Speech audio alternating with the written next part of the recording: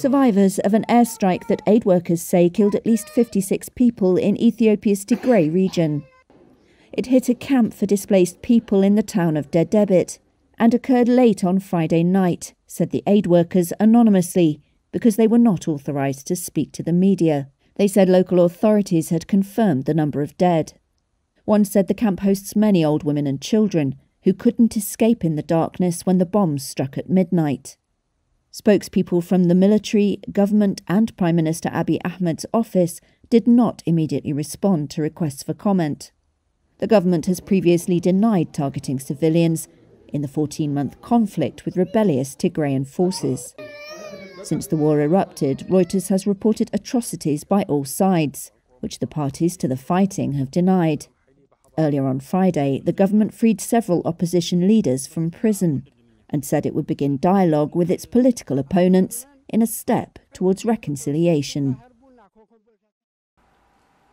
U.S. political luminaries, including President Joe Biden and former President Barack Obama, came together Saturday to honor the life of former Senate Majority Leader Harry Reid in Nevada. Reid, who died last month at the age of 82 after battling pancreatic cancer, was described as an unpretentious pragmatist who got things done. And he was willing to cut deals, even with folks he didn't agree with or particularly like. Reid helped secure congressional passage of Obama's signature health care law in 2010 over sharp opposition from Republicans, and the former president said he could not have asked for a better friend. During my time in the Senate, he was more generous to me than I had any right to expect. He was one of the first people to encourage me to run for president, believing that despite my youth, despite my inexperience, despite the fact that I was African American, I could actually win, which at the time made one of us. President Biden, who served in the Senate for some 36 years, said Reid was one of the best majority leaders in history. He gave you his word. He kept it. You could bank on it. That's how he got so much done for the good of the country for so many decades. Obama, Biden, House Speaker Nancy Pelosi, and others described Reid's penchant for cutting conversations short and hanging up the phone without saying goodbye. I have to tell you, every time I hear a dial tone, I think of Harry. Y'all think I'm kidding. Reid was first elected to the House in 1982 and was sent to the Senate by Nevada voters in 1986. He retired in 2016.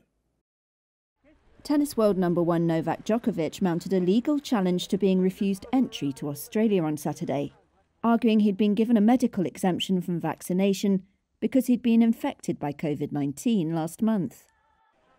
Djokovic said in a court filing, ahead of a hearing on Monday over his visa cancellation, that he'd received the exemption from tournament organiser Tennis Australia, and a follow-up letter from the Department of Home Affairs saying he was allowed into the country. The drama has become a flashpoint for opponents of vaccine mandates around the world, as well as fueling tensions between Serbia and Australia.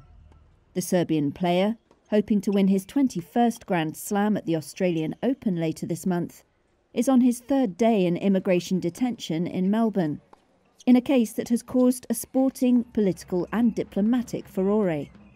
A vocal opponent of vaccine mandates, Djokovic has been confined since Thursday in a modest hotel.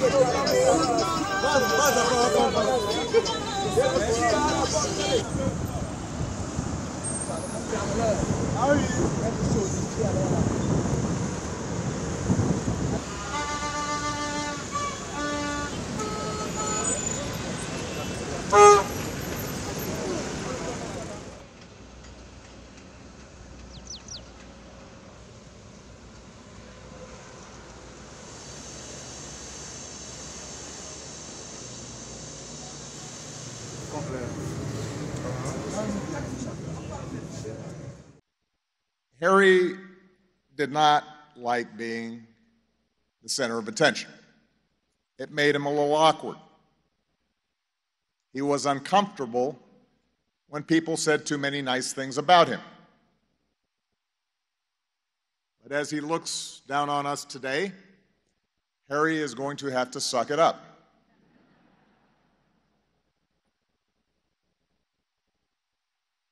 Because few people have done more for this state and this country than this driven, brilliant, sometimes irascible, deeply good man from Searchlight, Nevada. Despite the years he'd spent in Congress, despite all the power he wielded, his reputation as being the consummate Washington insider, what I came to realize was that Harry always remained something of an outsider in Washington. During my time in the Senate, he was more generous to me than I had any right to expect. He was one of the first people to encourage me to run for president, believing that despite my youth, despite my inexperience, despite the fact that I was African American, I could actually win, which at the time made one of us.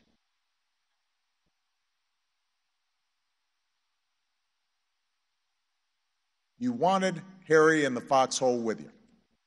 His willingness to fight by my side, to stick with me even when things weren't going our way. And my poll numbers had gone down, and some Democrats thought it might be prudent to maintain a healthy distance from me.